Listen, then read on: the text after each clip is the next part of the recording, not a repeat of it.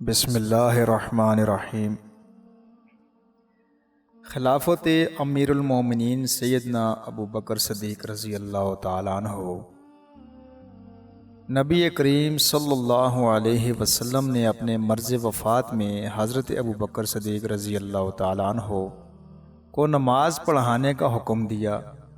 اس لیے کہ حضرت ابو بکر صدیق رضی اللہ تعالیٰ عنہ نبی اکرم صلی اللہ علیہ وسلم کے رشتہ دار اور یار غار تھے۔ حضرت ابو بکر صدیق رضی اللہ تعالیٰ عنہ نبی اکرم صلی اللہ علیہ وسلم کے وزیر تھے، نیز آپ رضی اللہ تعالیٰ عنہ کا شمار غیر دوستوں میں کیا جاتا تھا، اور آپ رضی اللہ تعالیٰ عنہ تمام لوگوں سے افضل تھے۔ جس دن نبی اکرم صلی اللہ علیہ وسلم کا وصال ہوا، اس دن ثقیفہ بن سعدہ میں خلافت کے لیے بیعت کی گئی اور حضرت ابو بکر صدیق رضی اللہ تعالیٰ عنہ کو خلیفہ چنا گیا۔ حضرت ابو بکر صدیق رضی اللہ تعالیٰ عنہ نے خلیفہ بنتے ہی بہت اچھے کام کیے، بہت جلد یمامہ کو فتح کر لیا، عراق، شام، دیگر شہروں میں اسلامی حکومت قائم کر دی۔ حضرت ابو بکر صدیق رضی اللہ تعالیٰ عنہ بڑی شان والے، زاہد، متقی، امام، حلیم، وقار سے بھرپور، بہادر، صابر، رحیم اور دیگر صحابہ اکرام رضوان اللہ علیہم اجمعین میں بے نظیر شخصیت تھے۔ جب نبی کریم صلی اللہ علیہ وسلم کی وفات ہوئی تو ایک شور و ہنگامہ برپا ہو گیا۔ عرب مرتد ہونے لگے، منکرین زکوٰۃ پیدا ہو گئے، تو حضرت ابو بکر صدیق رضی اللہ تعالیٰ عنہ نے تمام صحابہ اکرام کو جمع کر کے ان سے مشورہ کیا۔ منکرین و مرتدین سے جنگ کرنے کے سلسلے میں مشورہ کیا تو اکثر صحابہ اکرام کی جماعت نے حضرت ابو بکر صدیق رضی اللہ تعالیٰ عنہ کی رائے سے اتفاق نہ کیا اور مخالفت کرنے لگے۔ چنانچہ حضرت عمر رضی اللہ تعالیٰ عنہ نے کہا کہ آپ ان لوگوں کے بارے میں قتال کا فیصلہ کیسے کر سکتے ہیں جبکہ نبی اکرم صلی اللہ علیہ وسلم کی حدیث آپ کے سامنے ہے کہ رسول اللہ صلی اللہ علیہ وسلم نے فرمایا کہ مجھے یہ حکم دیا گیا ہے کہ میں لوگوں سے اس وقت تک لڑوں جب تک کہ وہ کلمہ توحید کا اقرار نہ کر لیں۔ جو اس کا اقرار کر لے گا تو اس کا خون اور مال میری طرف سے محفوظ ہو گیا، مگر یہ کہ اس کا حق دائر ہوتا ہو اور اقرار کرنے والے کا حساب و کتاب اللہ تعالیٰ کے ذمہ ہے۔ حضرت ابو بکر صدیق رضی اللہ تعالیٰ نے فرمایا کہ میں ان لوگوں سے جو نماز اور زکوٰۃ میں فرق کریں گے ضرور لڑوں گا، اس لیے کہ زکوٰۃ مال کا حق ہے۔ خدا کی قسم، اگر کوئی نبی اکرم صلی اللہ علیہ وسلم کے زمانے میں ایک بکری کا بچہ بھی زکوٰۃ دیا کرتا تھا اور اب وہ انکار کرے گا تو میں اس سے بھی قتال کروں گا۔ یہ سن کر حضرت عمر فاروق رضی اللہ تعالیٰ عنہ نے کہا کہ اللہ تعالیٰ نے اس سلسلے میں حضرت ابو بکر صدیق رضی اللہ تعالیٰ عنہ کے سینہ مبارک کو کھول دیا ہے، اب میں سمجھ گیا کہ یہی حق ہے۔ ایک روایت میں آتا ہے کہ حضرت عمر فاروق رضی اللہ تعالیٰ عنہ نے حضرت ابو بکر صدیق رضی اللہ تعالیٰ عنہ سے کہا کہ آپ اس نازک وقت میں لوگوں کے ساتھ نرمی کا معاملہ فرمائیے۔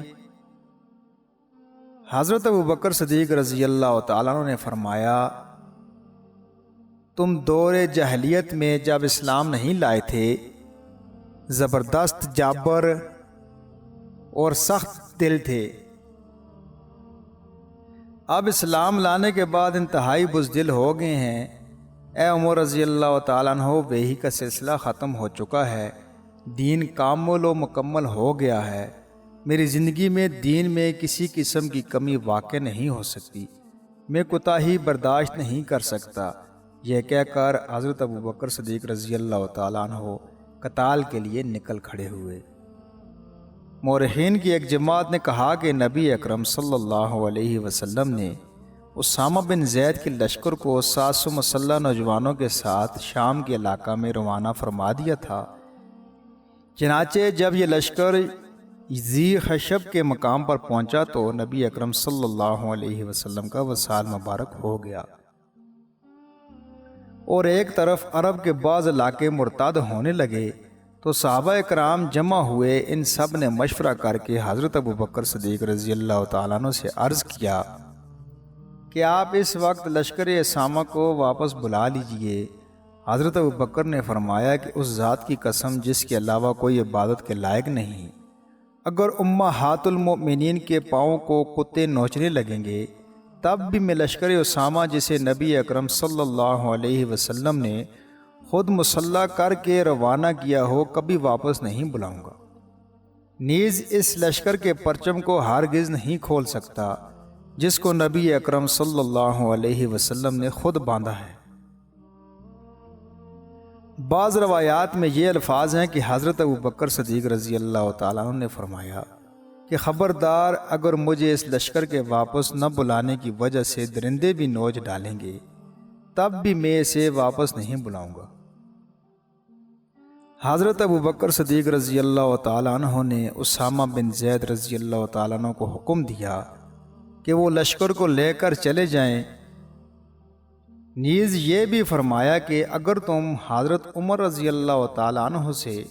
مزید اجازت حاصل کر لو تو تمہیں اس کی بھی اجازت ہے، اس لیے کہ میرے نزدیک ان کی ایک حیثیت ہے،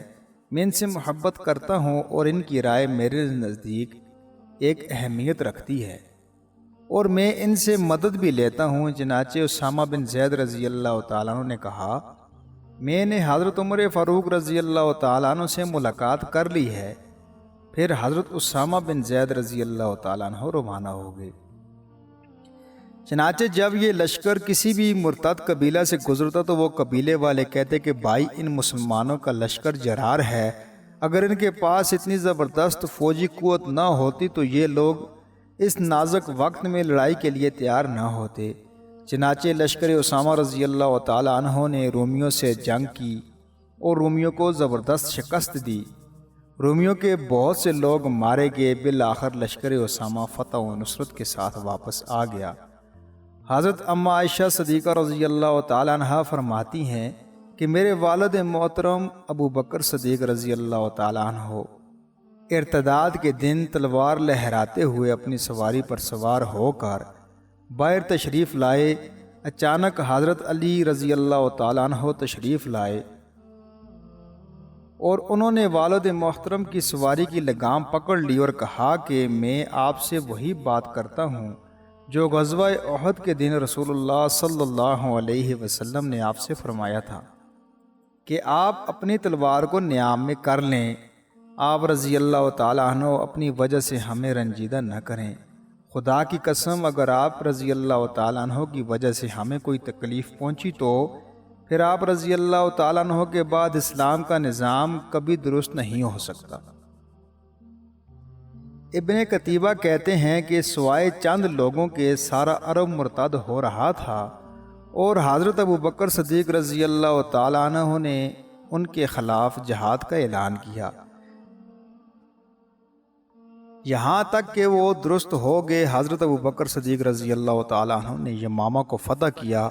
اور وہیں مدعی نبوت مسیلمہ کذاب کو قتل کیا، پھر صفا میں رہنے والے اسود الحنسی کذاب کو بھی قتل کر دیا گیا۔ اس کے بعد شام اور عراق پر لشکر کشی کی گئی۔ ابو رجال عطاری کہتے ہیں کہ میں مدینہ منورہ گیا تو میں نے دیکھا کہ تمام لوگ جمع ہو رہے ہیں، ان میں ایک شخص کو دیکھا کہ وہ ایک شخص کے سر کو بوسہ دے رہا ہے اور یوں کہہ رہا ہے کہ میں تم پر فدا ہو گیا، خدا کی قسم اگر آپ نہ ہوتے تو ہم تباہ و برباد ہو جاتے۔ ابو رجا کہتے ہیں کہ میں نے لوگوں سے پوچھا بوسہ دینے والا شخص کون ہے؟ لوگوں نے کہا کہ حضرت عمر فاروق رضی اللہ تعالیٰ عنہ ہیں اور جو حضرت ابوبکر صدیق رضی اللہ تعالیٰ عنہ کا بوسہ لے رہے ہیں اور مرتدین سے جنگ کی فتح پر مبارکباد پیش کر رہے ہیں۔ حضرت اما عائشہ صدیقہ رضی اللہ تعالیٰ عنہ فرماتی ہیں کہ جب نبی اکرم صلی اللہ علیہ وسلم کا وصال ہو گیا تو اہل عرب مرتد ہونے لگے، لوگوں میں نفاق پھیل گیا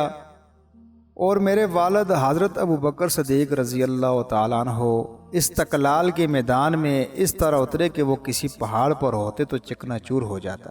حضرت ابو ہریرہ رضی اللہ تعالیٰ عنہ فرماتے ہیں کہ اس ذات کی قسم جس کے سوا کوئی معبود نہیں، اگر حضرت ابو بکر صدیق رضی اللہ تعالیٰ عنہ کو خلیفہ نہ بنایا جاتا تو خدا کی عبادت نہیں ہو سکتی تھی۔ ان الفاظ کو حضرت ابو ہریرہ رضی اللہ تعالیٰ عنہ نے 3 بار فرمایا۔ اہل علم کہتے ہیں کہ حضرت ابو بکر صدیق رضی اللہ تعالیٰ عنہ بہت نرم مزاج تھے، چنانچہ جب آپ بیمار ہوتے تو علاج کرنا ترک کر دیتے تاکہ اللہ تعالیٰ پر کامل بھروسہ ہو جائے۔ صحابہ کرام رضی اللہ تعالیٰ عنہم اجمعین عیادت کے لیے آتے تو عرض کرتے کہ ہم آپ کے علاج کے لیے کسی طبیب کو بلاتے ہیں تاکہ آپ کی مکمل دیکھ بھال اور علاج ہو سکے۔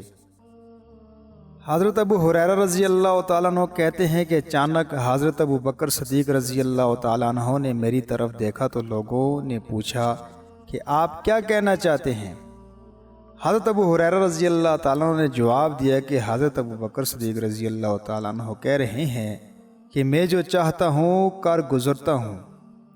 حضرت ابو بکر صدیق رضی اللہ تعالیٰ عنہ کی وفات 22 جمادی الثانی 13 ہجری کو منگل کے دن مغرب اور عشاء کے مابین ہوئی۔ آپ نے کل 63 سال عمر پائی۔ حضرت ابو بکر صدیق رضی اللہ تعالیٰ عنہ کی وفات کی وجہ یہ بتائی جاتی ہے کہ نبی اکرم صلی اللہ علیہ وسلم کی وفات اور آپ صلی اللہ علیہ وسلم کی جدائی کی وجہ سے حضرت ابو بکر صدیق رضی اللہ تعالیٰ عنہ رنج و غم میں مبتلا ہو گئے تھے۔ حضرت ابو بکر صدیق رضی اللہ تعالیٰ عنہ کو حضور اکرم صلی اللہ علیہ وسلم کے دائیں جانب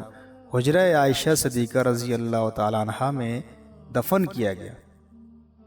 حضرت ابو بکر صدیق رضی اللہ تعالیٰ عنہ کی خلافت 2 سال 3 ماہ 8 دن تک رہی۔